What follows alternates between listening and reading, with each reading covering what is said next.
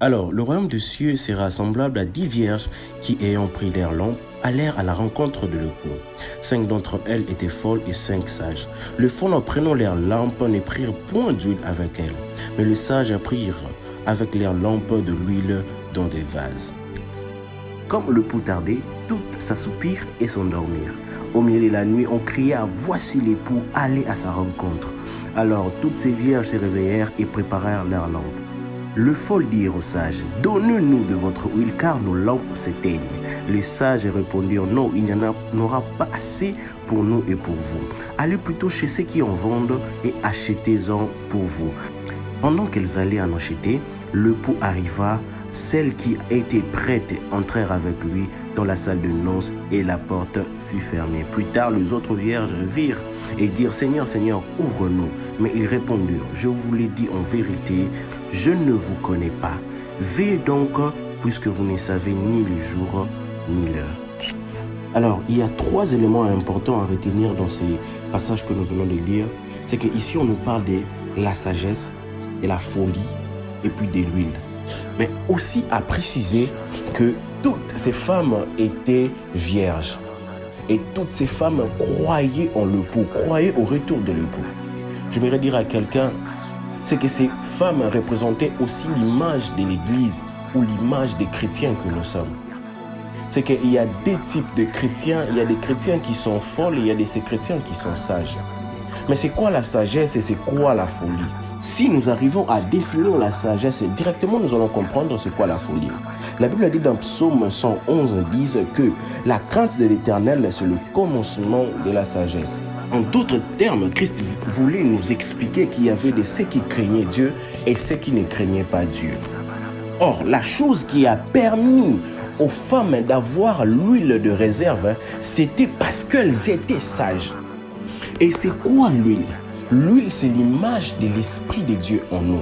Or, la chose qui fait en sorte que nous puissions entretenir l'Esprit de Dieu qui nous avons été scellés, qui nous a été donné, c'est la crainte de Dieu. Si nous craignons Dieu, nous entretenons notre relation avec Christ et l'Esprit de Dieu ne nous quittera pas. Et la Bible dit ceci, « N'attristez pas le Saint-Esprit de Dieu par lequel vous avez été scellés pour le jour de la rédemption. » En d'autres termes, l'Esprit de Dieu en nous nous rassure pour le jour de la rédemption. En d'autres termes aussi, nous pouvons dire le jour où Christ reviendra. Mais un élément important, c'est que malgré qu'elles étaient sages, malgré qu'elles étaient folles, à un moment donné, parce que le pou tardait à venir, elles s'assoupirent et s'endormirent. Écoute frères et sœurs, ça fait aussi longtemps que Christ nous a promis qu'il reviendra. Ça va faire plus de 2000 ans qu'il nous a dit qu'il reviendra. Ça va faire autant d'années que nous sommes en train d'attendre le retour du Seigneur, mais ça tarde. Et en ce moment, l'Église des Seigneurs s'endort. Aujourd'hui, l'immoralité bat son plein, l'Église dort. Aujourd'hui, l'homosexualité est entrée dans l'Église dort. Dormir ne veut pas dire que Dieu n'est pas avec nous, mais certaines choses commencent à nous échapper déjà. Nous entendons des guerres, des bruits de guerre, par-ci par-là, mais l'Église est en train de dormir. Au lieu que ces choses nous servent de boussole ou d'horloge, non. Pourtant, cela fait partie des prophéties que le Christ lui-même a données pour nous annoncer au fait son avènement.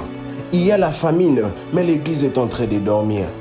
Lorsque le gouvernement d'un pays s'autorise de donner des préservatifs aux enfants, aux mineurs, pour autoriser l'immoralité, la sexualité, aux mineurs, l'Église est en train de dormir. Nous ne comprenons pas ces choses. Au lieu de parler des choses qui devaient préparer l'Église au retour du Seigneur, mais parfois nous sommes dans des futilités. Mon frère, ma sœur, Jésus-Christ revient bientôt. Christ revient bientôt. Réponds-toi, arrange ta vie parce que Jésus revient bientôt. Jésus revient bientôt. Ces signes qui s'annoncent prouvent à suffisance que Christ revient bientôt. Prépare ta vie mon frère, prépare ta vie ma sœur, prépare-toi car le retour du Seigneur est tellement proche. Il précise à la fin, préparez-vous car vous ne connaissez ni le jour ni l'heure. Mon frère, ma sœur, Prépare-toi car tu ne connais ni le jour ni l'heure. C'est bien pendant que nous sommes sur terre, nous voulons avoir de beaux vêtements, nous voulons bien manger, nous voulons bien nous vêtir. Mais attention, à quel prix? Au prix de votre âme. Non et non et non, pas cela. Mon frère, ma sœur, donne ta vie à Jésus, donne ta vie à Christ, car Jésus revient bientôt. Si ce message t'a touché, j'aimerais que tu pries avec moi. Père, j'accepte de tout abandonner et de te suivre. Guéris mon âme. Pardonne mes péchés, ô Seigneur. Conduis-moi vers le sentier qui m'amène vers toi. Au nom de Jésus. Amen.